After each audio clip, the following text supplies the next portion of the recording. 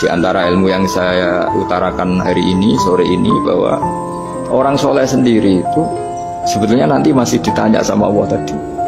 Kenapa kamu nyembah saya? Karena ingin masuk surga. Kenapa kamu nyembah saya? Takut neraka. Lalu kamu tidak hormat saya, kata Allah, ketika saya tidak bikin surga, tidak bikin neraka. Artinya mereka sadar bahwa ibadah itu harus murni karena Allah Subhanahu wa Ta'ala, bukan karena takut masuk neraka, juga bukan karena ingin masuk surga. Ya, sama seperti kita mencintai anak kita, yaitu sebagai karena anak kita. Jangan karena anak kita ranking 1, anak kita kumplot, lalu terus kita membiarkan anak kita saat ada anak kelas. Toh tetap anak kita. Saya mencintai suami saya karena dosen penghasilannya banyak, lalu suatu saat kalau ada masalah di PHK atau ada masalah terus tidak suami kan.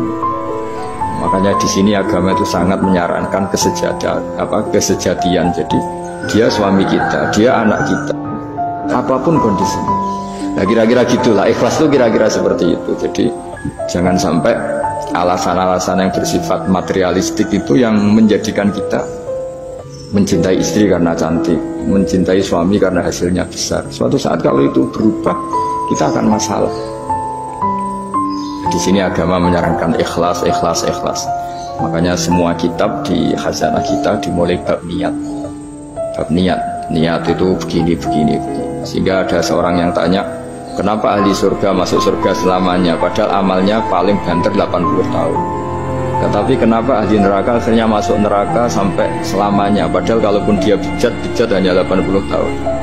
Itu dijawab oleh ulama-ulama, orang mukmin itu berkomitmen akan iman andikan hidupnya selama-lamanya, sehingga dibalas dengan masuk surga selama-lamanya. Sementara orang yang fasik, yang berbuat hanya mengumbar nafsu, bayangan dia kalaupun hidup 1000 tahun ya akan begitu terus. Dan dia ketika mati dengan status dia berencana andaikan sehat maksiat terus. Karena punya rencana seperti itu diganjar neraka yang selamanya. Maka saya mohon niat ini juga yang harus mengilhami para rektor, para dosen.